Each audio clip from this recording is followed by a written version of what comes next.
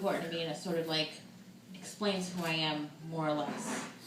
And it's called I Remember Part 1, Family Gatherings.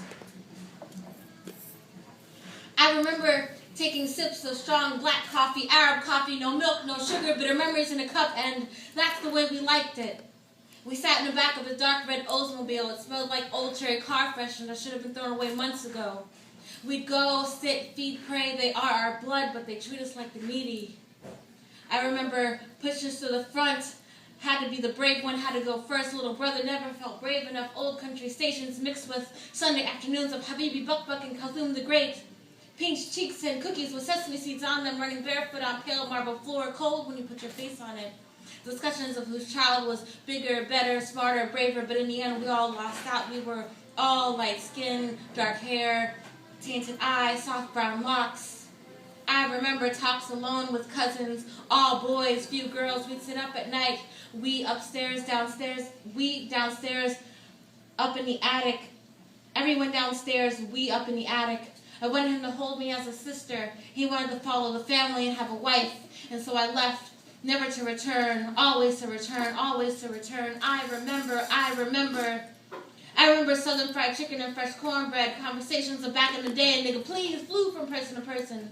Men sitting in their undershirts and work pants, beer in one hand, possibly a child sitting near the other, or a cigarette in his fingers, every sentence starting with, baby, let me tell you, or nigga, you don't know. Wild laughter roaring in every direction, thin dark children running from porch to yard to place of person. I remember glimpses of talk, who knows if I was meant to hear, nigga, child as light as some white folk.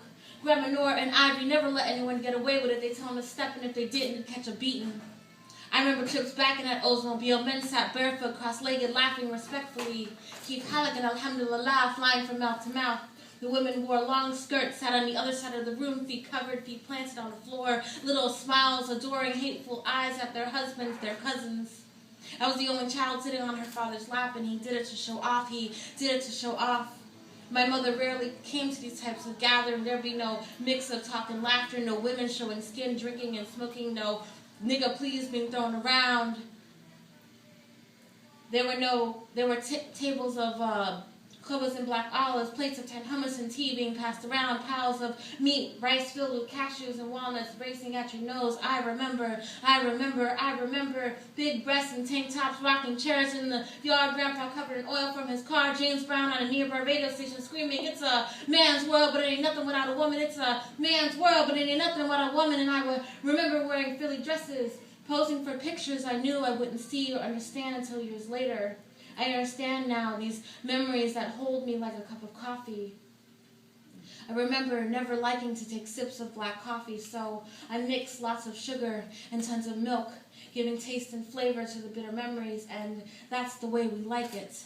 That's the way I like it.